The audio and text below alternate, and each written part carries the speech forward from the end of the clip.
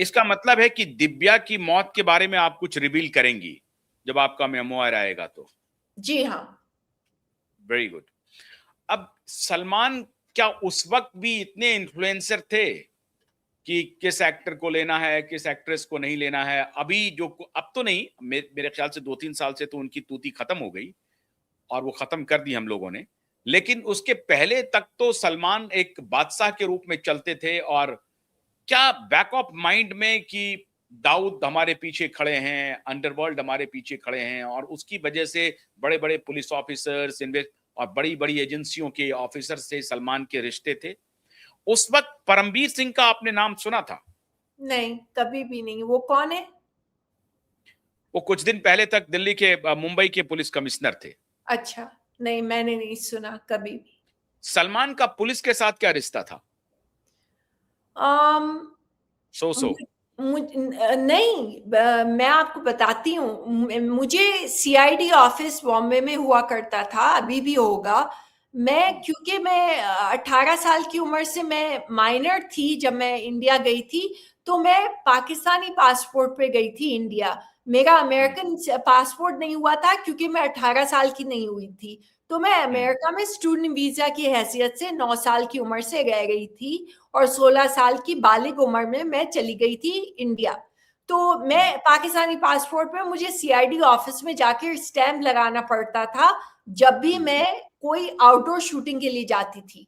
तो वहां पे एक ऑफिसर आयंगर थे। तो जब मैं गई थी स्टैंप लगाने पाकिस्तानी पासपोर्ट लेके, तो ऑफिसर आयंगर ने मुझे कहा कि तुम्हें पता नहीं है, don't you know we hate Pakistanis, why are you living here, why are you acting in India, why aren't you acting in Pakistan? तो मैंने कहा I'm from Miami, Florida, I don't know anyone in Pakistan, I have no idea, and the person I love lives in India and my father is from India, my father's father is Hindu, my father's from Bombay, he was born in Bombay, and और उन्होंने कहा कि I don't care we hate Pakistani. तो मैं रोना शुरू हो गई कि मैं बच्ची थी। तो फिर मैं सलमान के पास गई, तो सलमान ने दूसरे दिन ऑफिसर आयंगर के पास सीआईडी ऑफिस में मेरा पाकिस्तानी पासपोर्ट लेके गए और उन्होंने कहा कि आपने इसको क्या क्या बोला है, इसने मुझे सब बताया है। और सलमान ने उनसे ना कि मेरा पासपोर्ट स्टैम्प करवाया, बल्कि ऑफिसर आयंगर को ऐसी जगह ट्रांसफर किया जहां पे पुलिस जो डिपार्टमेंट होता है ना, पुलिस स्टेशन, वो सीमेंट का भी नहीं बना था, कोई नदी किनारे, वो एक जैसे वो कहते हैं ना झोपड़पट्टी, उस पे उनको ऑफिसर आयंगर को ट्रांसफर कर दिया था। क्योंकि सलमान में करोड़ों बुराइयां चाहे हों, मगर वो मजहब और मुल्क, इन चीजों में डिस्क्रिमिनेशन कभी नहीं करते। और ये मैंने सीखा है हेलेन आंटी, मलाइका, अरबाज, सीमा, सोहेल, सलमा आंटी, जो जिनका बात ठीक चांदनी है, ठीक है। मैं बहुत बहुत अच्छी बात है। लेकिन आप इससे ये भी बता रही हैं कि सलमान का उसी समय इतना इन्फ्लुएंस था कि एक सीआईडी ऑफिसर को जहां सलमान ने चाहा वहां ट्रांसफर हो गया। मैं बहुत खुश हूं इस बात से, उन्होंने जिस तरह मेरे साथ, that's okay because it was your case, you must be happy. वो लेकिन ये बतला रहा है ना कि सलमान का ये इन्फ्लुएंस है गवर्नेंस के ऊपर कि वो किसी भी ऑफिसर को जब चाहे जहां चाहे ट्रांसफर करा सकता है।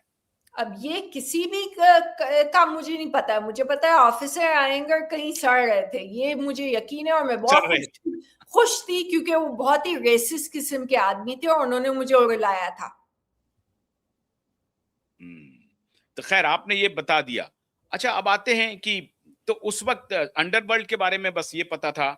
ये जो ड्रग कार्टेल्स हैं इनके बारे में क्या जानकारी है आपको, जिसका रिश्ता अंडरवर्ल्ड से? अंडा जीरो, मुझे कुछ नहीं पता। ड्रग का मेरे जब आप जब पार्टी में जाती थी तो ड्रग वगैरह लेती थी? आप लेती हैं ड्रग? नहीं नहीं नहीं नहीं, मैंने एक बार सिगरेट पीती हैं आप? नहीं, मैंने दिव्या भारती के साथ मैंने, जब हम लोग होटल रूम में थे बेंगलोर में, तो दिव्या ने वो जॉइंट मैरिजुआना जो कहते हैं वो जलाया था। मैरिजुआना, हाँ। हाँ, तो उसने मुझे कहा कि ये एक सुट्टा मारो इसका। तो हम्म मैंने कहा कि देखो, मैं कभी ड्रग्स में इन्वॉल्व नहीं हुई हूँ, मैं अमेरिका से आई हूँ, मगर कभी ड्रग्स मेरी drugs is not my thing, neither is alcohol. तो कहती है हम्म कि एक सुट्टा तो मारो, एक तो ट्राई करो। तो मैंने उसको हम्म खुश करने के लिए ऐसे ही सुट्टा मार के प्रिटेंड किया कि जैसे मैंने सुट्टा मारा है, जो भी है। तो हम्म उसके अलावा मगर मैंने पार्टियों में शराब बहुत देखी, मगर ड्रग्स कभी नहीं देखे। तो वो अंतर बहुत अब के इस जनरेशन में मैंने हम्म। पढ़ा है और सुना है कि अब वो बहुत कॉमन हो गया है, ड्रग यूसेज इंडिया में, बॉलीवुड में और इंडिया में ऑल ओवर। सोमी, जब दिव्या का डेथ हुआ उसके बाद जाहिर है आपको डर भी लग रहा होगा, घबरा भी रही होंगी आप कि अगर दिव्या का डेथ हो सकता है, कि पता नहीं ये लोग किस प्रकार के लोग हैं। आपको डर लगा था? क्योंकि इसके बाद मैं सीरीज ऑफ डेथ की ही बात करने वाला हूँ, जिया खान की करने वाला हूँ, परवीन बॉबी की बात करने वाला हूँ, और जी जिया खान के बाद सुशांत की बात करने वाला हूँ, एक जी दिशा लड़की है उसकी बात करने वाला हूँ। जी आपकी जानकारी के लिए मैं बताऊं कि मैं दिशा और सुशांत के मुकदमे को हमारे मित्र, हमारी टीम मुंबई में लड़ रहे हैं, और पिछले 3 साल से 2 ढाई साल से हम लोग लड़ रहे हैं उस मुकदमे को, और हम लोग बिल्कुल फाइनल स्टेज पर हैं, जहां अब लास्ट 1-2 हियरिंग में ये केस ओपन हो जाएगा और दोबारा एफआईआर रजिस्टर होगा। तो मैं ये जानना चाह रहा हूं कि दिव्या की मौत के बाद जब जिया खान का मौत हुआ या श्रीदेवी की जो मौत हुई, इसने आपको कहीं से हिलाया कि ये सामान्य मौत नहीं है, there is some foul play, ever you thought? देखिए, मुझे दिव्या ने जो बताया, वो थोड़ा सा उसने मुझे इंफॉर्मेशन दी, मेरी आधे सर में घुसी आधी नहीं, मैं छोटी उम्र की थी, मगर मुझे ये पता था कि मेरा प्रोटेक्टर जो है वो ऐसा इतना पावरफुल है कि मुझे कोई कभी भी, ये हाथ तरह नहीं के लगा। लोग जो हैं मुझे छू नहीं सकते। तो मुझे डर नहीं था बिल्कुल। हालांकि वो फोन कॉल भी आने के बाद मुझे डर नहीं था, क्योंकि सलमान ने कहा तुम फिक्र नहीं करो, कोई तुम्हारा बाल भी बांका नहीं कर सकता, मैं तुम्हारा प्रोटेक्टर हूं, मैं तुम्हें प्रोटेक्ट करूंगा। तो मुझे राइट। कभी कोई डर नहीं था। अच्छा, बात करना चाहेंगे आप जिया खान की। तो जिया खान का ये है कि वो प्रेग्नेंट थी जब उन्होंने अलेजिडली सुसाइड कमिट की थी। अलेजिडली, असलियत क्या है वो तो भगवान जानते हैं, और या जब इंसाफ मिलेगा तब पता चलेगा। तो उनके बॉयफ्रेंड थे सूरज पंचोली, वो गए सलमान के पास एडवाइस मांगने कि मैं क्या करूं। उसके थोड़े दिन बाद जिया खान ने सुसाइड कमिट कर ली। तो सलमान जो हैं, उनको मैं एक लेबल करार देती हूँ, उसका नाम है फिक्सर। कोई भी प्रॉब्लम होता है तो सलमान के पास लोग जाते हैं, क्योंकि सलमान फिक्सर है। उनके कॉन्टैक्ट्स ऐसे हैं कि वो, आपने जितना भी बुरा काम किया हो वो आपको उससे निकाल लेंगे। तो उनमें इतनी ताकत है और इतना पावर है। आप बहुत जबरदस्त बात बोल रही हैं। आप इशारा कर रही हैं कि सूरज पंचोली ने सलमान की मदद ली जिया इशू से खुद को बाहर निकालने के लिए, और उसके बाद ही जब वो प्रेग्नेंट थी तो जिया की सुसाइड की खबर आ गई। हाँ, मगर मैं ये नहीं कह रही कि सलमान या सूरज ने उसका मर्डर किया है, मुझे नहीं पता है, मगर मैं ये कह रही हूँ कि सूरज पंचोली जो नहीं, ये है। पूरी दुनिया जानती है, पूरी दुनिया जानती है कि सलमान ने सूरज पंचोली को बचाने के लिए सीबीआई इन्वेस्टिगेशन को भी इन्फ्लुएंस किया और कोर्ट को भी इन्फ्लुएंस किया। और अब तो फर्स्ट हैंड आपका इंफॉर्मेशन ये बतला रहा है कि जिस प्रकार से सीआईडी ऑफिसर को उसने ट्रांसफर करवाया जहां सीमेंट का छत भी नहीं था, जी तो ऐसी परिस्थिति तो ये hence it is proved now, hence it is proved that whatever you are indicating, this is true. The Salman has a greater influence and he can fix any problem. fix any problem and he can destroy any human being. Hmm. आप पंगा ले सलमान के साथ तो मैं जीती जाती गवाह विटनेस बैठी हूं आपके सामने कि उन्होंने क्या क्या मेरे साथ किया है 2020 से लेके आज तक, अभी तक। अमेरिका में मैं रहते हुए उन्होंने इंडिया से क्या क्या किया है मेरे साथ। आज भी कर रहे हैं वो आपके साथ? आज भी। क्या कर रहे हैं? आपको धमकी दे रहे हैं? आपके आपके काम को डिस्टर्ब कर रहे हैं?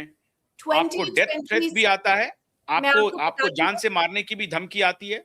नहीं, ये आज तक बस यही नौबत एक कमी रह गई है, उसके अलावा तो और कुछ भी नहीं छोड़ा उन्होंने। मेरा 2020 शो हॉलीवुड में फाइट और फ्लाइट डिस्कवरी प्लस और अमेजॉन प्राइम पे एक शो आया था नो मोर टीयर्स के ऊपर। उसमें 10 विक्टिम्स थे, एक विक्टिम मैं थी।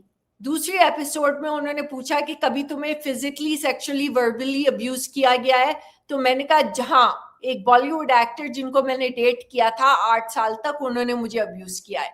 तो उन्होंने मेरा शो बैन करवा दिया। ट्रम्प जो प्रेसिडेंट, ट्रम्प के जो वकील हैं, जिन्होंने स्टॉर्मी डैनियल्स पॉर्न स्टार के लिए उनके खिलाफ उनको रिप्रेजेंट किया था ट्रम्प को, उस वकील ने डिस्कवरी प्लस को और मुझे एक सीस और डिसिस का थ्रेटनिंग लेटर भेजा। सलमान ने उनको हायर किया, और वो कोई सस्ते वकील नहीं है, कोई $1 मिलियन लेते हैं वो अपनी रिटेनर, उनकी जो फीस है। तो उनको हायर किया और मेरा शो बैन करवा दिया। वो शो 3 साल का सीजन था, वो सिर्फ 2 महीने शो एयर हुआ। उसके बाद उन्होंने मुझे क्रिएटिव आर्टिस्ट एजेंसी से उन्होंने मुझे ब्लैकलिस्ट कर दिया।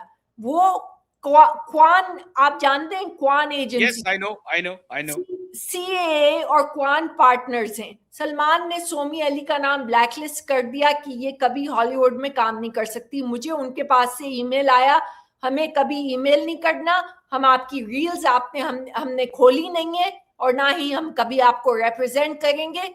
आज तक कभी आप हमें, कभी जिंदगी भर हमें ईमेल नहीं करिएगा। मैं उनके खिलाफ लॉसूट करने वाली हूँ, CAA के खिलाफ, और ये सलमान का किया धरा है। अच्छा, मेरा शो बैंड कर दिया। उसके बाद सलमान ने मेरे NGO का सत्यानाश कर दिया। जितने भी इंडियन डोनर्स हैं, उन्होंने मुझे हमारे NGO को डोनेशन देना बंद कर दिया।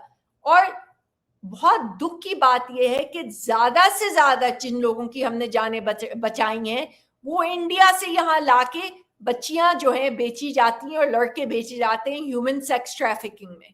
तो उन्होंने तो अपने Salman is the part and parcel of human sex trafficking? ये इज इट मुझे ट्रू? ये मैंने आज तक नहीं सुना। नहीं, ये इसके मैं बिल्कुल, जो सच है मैं वो सच बोलूंगी, मगर ये गलत बात है, ये नहीं अच्छा, है। बिकॉज यू वर टेलिंग कि क्या ह्यूमन सेक्स रैकेटिंग जो नहीं, जो चल रही मेरी है? NGO है, जो मेरी NGO है। मैं आप आ रहा हूँ। हाँ अभी चूंकि आपने ये कह दिया है, तभी मैंने कहा कि एप्स्टिन पर भी बात करूंगा। जी अभी बहुत सारे लोग कह रहे हैं कि जैसे एप्स्टिन आइलैंड है, उसी जी तरीके से मुंबई में जो पनवेल फार्म हाउस है, जी। वो भी रॉन्ग डूइंग्स का सबसे बड़ा अड्डा है। इज ये इट ट्रू? ये नहीं, ये मैंने आज तक नहीं सुना। ये मैंने नहीं, मैं वहां फार्म हाउस पे मैं बहुत जाती थी। जब शुरू में उन्होंने लिया था, मैंने और सलमा आंटी ने तो उसको, हम लोगों ने पूरा डिजाइन किया है, बंगला बनाया है वहां पे हम लोगों ने। तो अब क्या उसकी अब लेकिन वहां आपके नोटिस में नहीं है कि वहां पर कोई गलत कभी काम भी हो नहीं, रहा है? कभी भी नहीं, मैंने आज तक कोई बुराई वहां उस फार्म हाउस में नहीं देखी, कभी भी नहीं। लेकिन ये जो आपने कहा कि ये जो ह्यूमन ट्रैफिकिंग की बात हो रही है, इसका बॉलीवुड से कोई कनेक्शन है? या बॉलीवुड में जो नई लड़कियां जाती नहीं हैं वो काम नहीं करने के लिए, या नहीं, उनको काम नहीं मिलता, उसकी कोई ट्रैफिकिंग हो रही है? नहीं, जिन लड़कियों को, बच्चियों को और लड़कों को मैंने बचाया है, वो गांव से लाए जाते हैं, उनको यहाँ बेचा जाता है $1000 में, और उनको हम बचाते हैं। मैं FBI के साथ काम करती हूँ, उनको हम बचाते हैं। तो सलमान ने जो है इंडियन लोगों को कह दिया है कि इसके NGO को डोनेशन मत दो, इसको सपोर्ट मत करो। और बॉलीवुड में सारी मेरी दोस्तें, रवीना, तब्बू, मनीषा, सबको लेके, चंकी पांडे, सुनील शेट्टी, संजय दत्त, मिठुन दा, सबको मना कर दिया और कह दिया है कि इससे बात मत करो। मुझे बॉलीवुड में बॉयकॉट कर दिया, हॉलीवुड में बॉयकॉट कर दिया, और वो अभी तक यही कर रहे हैं, अभी तक मेरे पीछे पड़े हुए हैं। अभी आपकी रवीना से या मिथुन दास से, इनसे किसी से बात होती है आपकी? कोई बात ही नहीं करता। मैंने कोशिश की, मैंने डिंगी को 3 बार टेक्स्ट किया, डिंगी अमृता सिंह, सैफ की जो पहली पत्नी थी। यस उनका यस जवाब उनका जवाब नहीं आया। अच्छा, मैंने मनीषा से बात की तो मनीषा ने कहा कि मैं अभी बात नहीं कर सकती हूँ, वो हीरा मंडी उनको संजय लीला बंसाली की फिल्म करने वाली थी वो। तो आप समझ सकते हैं, समझदार को इशारा काफी है।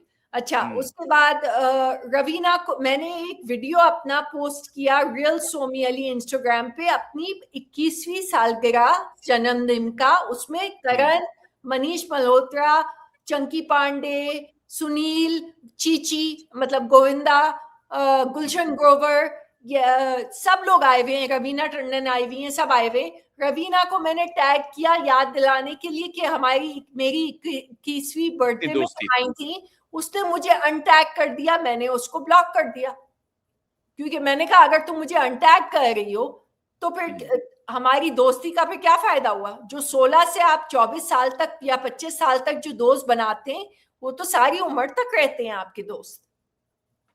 और सुनील शेट्टी जो है वो सोहेल खान के दोस्त हैं, तो वो मुझसे कैसे बात कर सकते हैं? तो मतलब ये हुआ कि बॉलीवुड में सलमान से कोई दुश्मनी नहीं लेना चाहता है। अगर आप अपने आप को सुनील शेट्टी और रवीना टंडन और मनीषा कोइराला के पैरों में रखें, उनके जूतों में रखें, तो आपको सोमी अली से ज्यादा फायदा होगा या सलमान खान से ज्यादा फायदा होगा? आपको सोमी अली फिल्में दिलवाएगी या सलमान खान फिल्में दिलवाएगा? ये तो अकल की बात हुई ना।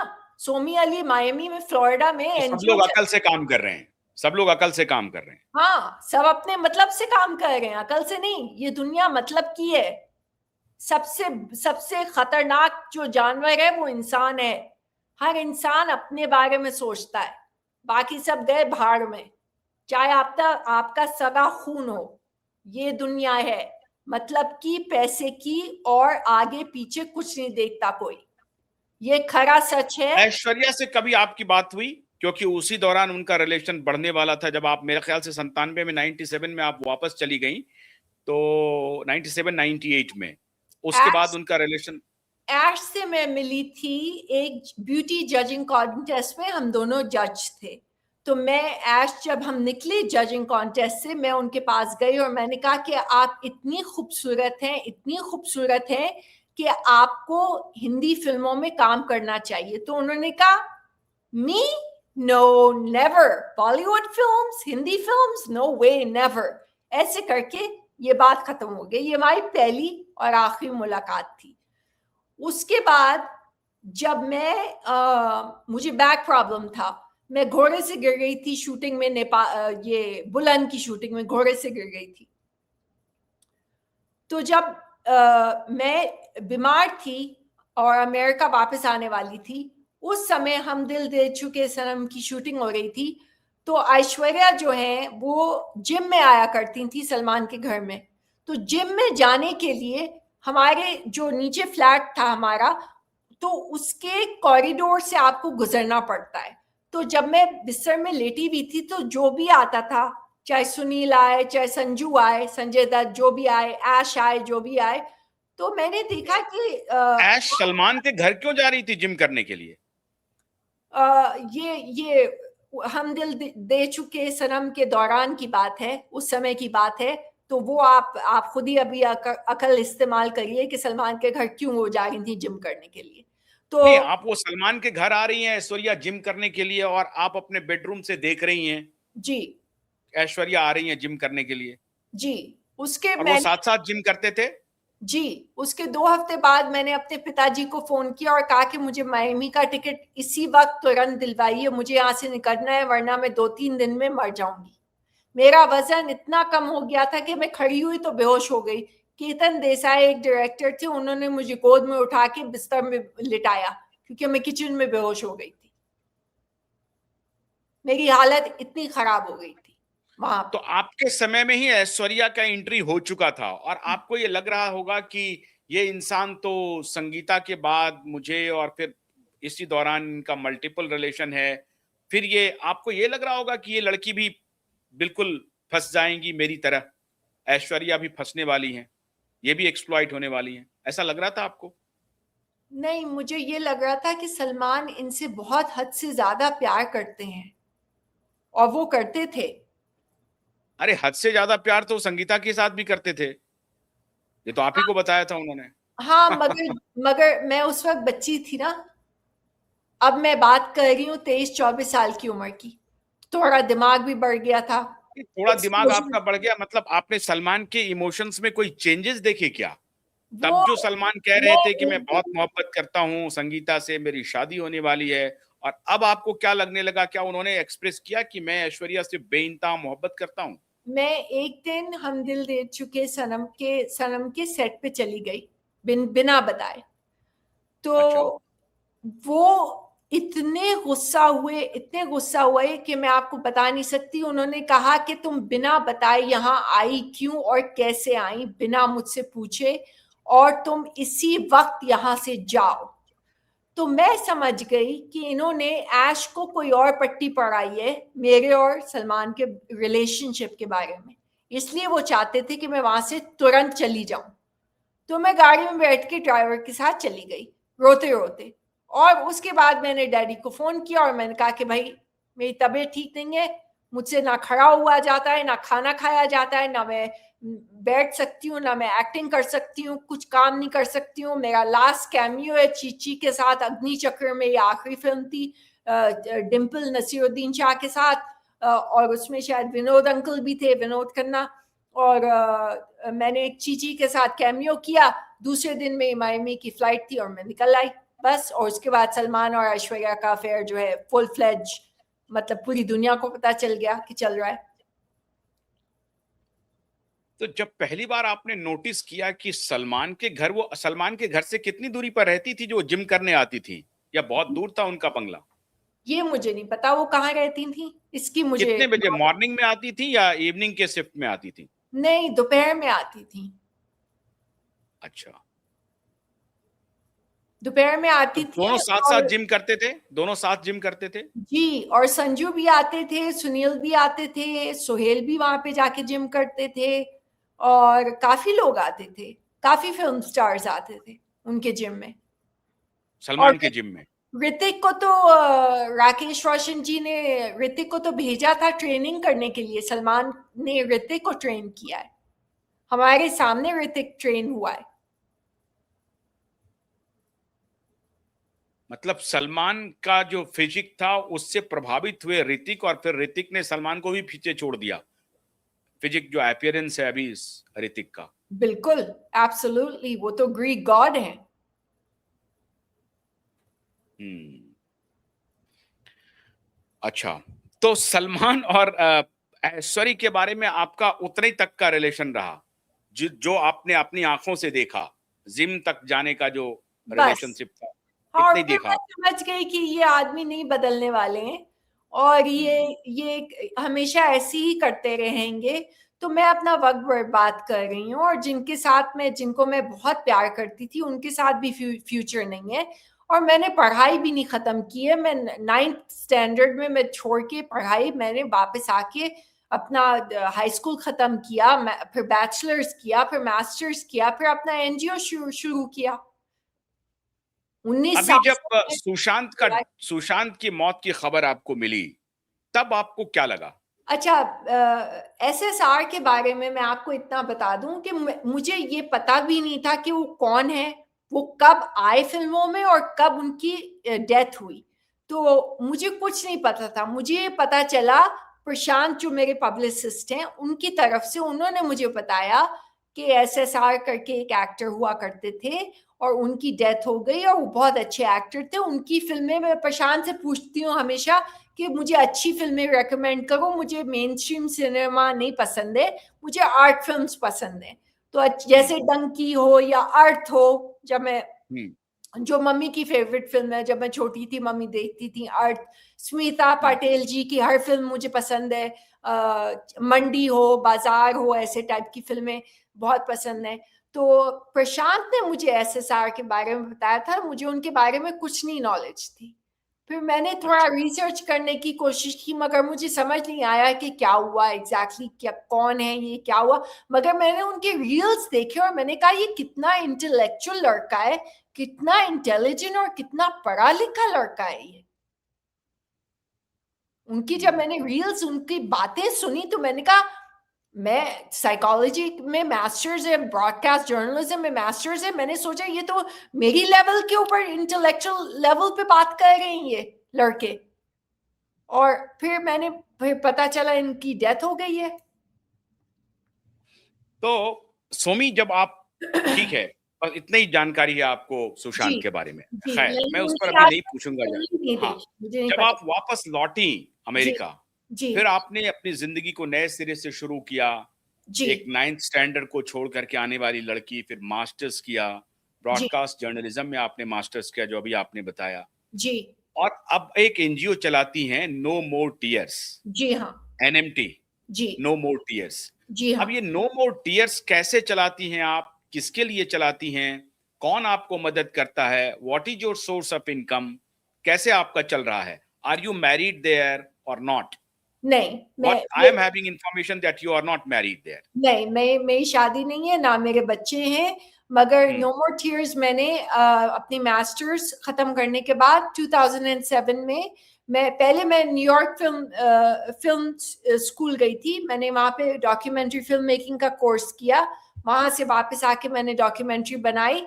जब सेनेटर हिलरी क्लिंटन 2006 में सेनेटर थी, मैंने एक डॉक्यूमेंट्री बनाई। उनके बेनिफिट हुआ था, उनका बेनिफिट मेरी डॉक्यूमेंट्री से खुला और मुझे बहुत बड़ा ओहदा मिला इससे कि मैं एक स्टूडेंट फिल्म मैंने बनाई थी एक गैंग रेप विक्टिम के ऊपर। उस विक्टिम को हिलरी क्लिंटन सेनेटर जब थी अवार्ड दे रही थी, तो उन्होंने कहा मेरा बेनिफिट इस बच्ची की फिल्म के साथ शुरू होगा, ओपन होगा। तो ये मेरे लिए बहुत बड़ा ओहदा था। उसके बाद मैंने सीधा नो मोर टीयर्स रजिस्टर किया, उसका मिशन बनाया domestic violence, children who are sexually and physically abused, human trafficking victims from all over the world that are brought to America. I will rescue them FBI के साथ काम करके और globally सारे police departments के साथ काम करके मैंने ये एनजीओ बनाया। और मैंने ये डिसाइड कर लिया इस एनजीओ में कोई सैलरी नहीं लेगा, कोई तनख्वाह नहीं लेगा, ये सब हम वॉलंटियर का काम करेंगे। इस एनजीओ में 19 साल हो जाएंगे हमें 2026 में। हमें बराक ओबामा और जॉर्ज बुश के फादर ने अवार्ड दिया है और मैं बहुत प्राउड हूं अपने काम से। हमने 60,000 लोगों की जान बचाई है, आदमी, औरत, बच्चे। what is your source of income? How you run the NGO? हम People प्राइमरली, support? हमारे इंडिपेंडेंट डोनर्स हैं, प्राइवेट डोनर्स हैं और फाउंडेशंस हैं जो हमें ग्रांट्स देती हैं। सब प्राइवेट डोनर्स हैं। Okay. हमें गवर्नमेंट का कोई सपोर्ट नहीं मिलता, हम प्राइवेट डोनर्स लेकिन पे आप कह रही हैं कि आपके एनजीओ को सलमान यहाँ से भी परेशान करते हैं, क्या उन्होंने करते हैं परेशान? उन्होंने ये कह दिया है लोगों को। आप जानते हैं सिम्मी और उजावल करके दो जर्नलिस्ट हैं। सिम्मी का मैं लास्ट नेम नहीं जानती, भूल गई मैं, सी से शायद, चंड पता नहीं क्या, सी से कुछ है। तो सलमान ने उनको कह दिया, पैसे देके उनको बोला है कि ये एक वीडियो बनाओ कि ये मेंटली अनस्टेबल है, ये ड्रग्स करती है, अच्छा ये जो है इसको कैंसर है, इसने प्लास्टिक सर्जरी की है। अब मैं ये सोच रही हूँ कि एक इंसान पागल है, वो ड्रग्स पे है, वो अल्कोहल पे है, अच्छा वो मेंटली अनस्टेबल है, वो ड्रग्स भी करता है और उसने प्लास्टिक सर्जरी भी, ये सब एक साथ कैसे एक इंसान कर सकता है? जो इंसान एफबीआई के साथ काम कर रहा है, रोज पुलिस के साथ काम कर रहा है और उसको प्रेसिडेंशियल अवार्ड्स मिल चुके हैं, वो बराक ओबामा और जॉर्ज बुश के बाप के साथ मिल चुकी है, पर्सनली व्हाइट हाउस जाके उनको अवार्ड दिए गए। आप उनके लिए ऐसे वीडियोस बनवा रहे हैं सिम्मी और चावल से, ये क्या बात हुई? कोई बात नहीं, मैंने तो आपको 1.5 घंटे की बातचीत में ये पाया है कि you are very intelligent, very stable, your brain is at your absolutely fine position, your heart is at your fine position, there is no discrepancy। मैंने तो देखा है, तो आप तो पूरी तरह से आप देखिए, ये जो गैंगस्टर हैं, मैं इन गैंगस्टर के खिलाफ पिछले 2.5-3 साल से लड़ाई लड़ रहा हूं, और till my last breath I will fight all these gangsters. करते रहिए। बिल्कुल मैं लड़ूं। मैं आपके साथ हूं, करते रहिए। अब और वक्त आ गया है सच्चाई बोलने का। बहुत हो गया चुप रहना, बहुत हो गया। Very good. तो और अच्छी बात यह है कि आप जब एफबीआई के साथ, पुलिस के साथ वहां पर मिलके काम कर रही हैं, तो आपको भी डरने की कोई जरूरत नहीं है। और इन माफियाओं से बिल्कुल भी मत डरिए। मैं अपने तरफ से आपको गारंटी दे रहा हूं, we are with you, Qvibe network with you, my all legal team, all the team members of my legal team are with you. मैं Do not बहुत worry. बहुत आभारी हूँ आपकी। बहुत बहुत धन्यवाद, आपने मुझे अपने शो में बुलाया। और हमेशा सच के लिए लड़िए, इंसाफ के लिए लड़िए, क्योंकि अब वक्त आ गया है कि हम चुप नहीं रहेंगे। बस बहुत हो गया। बहुत वेरी गुड। सलमान ने और मुझे आप 6 साल से मेरा सत्यानाश पागल कर दिया है मुझे, और अभी तक वो मुझे बुली और हरास कर रहे हैं। वो निहायत ही विंडिक्टिव और बहुत रिवेंज, बदला लेने वाले इंसान आज है।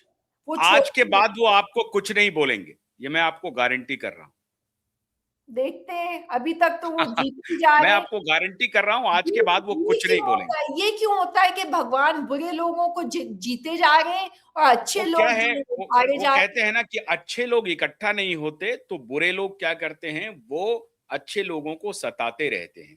और इसी में ये अभी देख रहे हैं, जो कैरियरिस्ट एक्टर्स हैं, कैरियरिस्ट पुलिस ऑफिसर्स हैं, कैरियरिस्ट पॉलिटिशियन है, कैरियरिस्ट जजेस हैं, लॉयर्स हैं, डॉक्टर्स हैं, ये एक थोड़ा सा दौर शुरू हुआ है कैरियरिज्म का, जी जिसमें अपने कैरियर को लेकर के लोग इतने स्वार्थी हो गए हैं, जी इतने सेल्फ सेंटर्ड हो गए हैं, जो लार्जर इश्यूज को इग्नोर करते हैं, और जो सोशल इश्यूज हैं उसको वो डिबंक करते हैं। तो कोई बात नहीं है। बहुत अच्छा लगा सोमी अली जी हमसे बात करने के लिए, आपका बहुत बहुत शुक्रिया। दोबारा हम बात करेंगे। हम लोगों ने सोचा था कि 45 मिनट्स और मैक्स 1 आवर करेंगे, लेकिन 1 घंटा 32 मिनट हम लोग बातचीत करते रह गए, पता नहीं चला। हमें उम्मीद है कि दर्शक बहुत पसंद करेंगे। इसमें बहुत सारे रील्स, बहुत सारे शॉर्ट्स वीडियोस भी बनेंगे, और दोबारा हम आपको फिर बहुत जल्द आमंत्रित करेंगे। बहुत बहुत शुक्रिया हमसे बात बहुत करने के बहुत लिए। बहुत धन्यवाद। जय हिंद।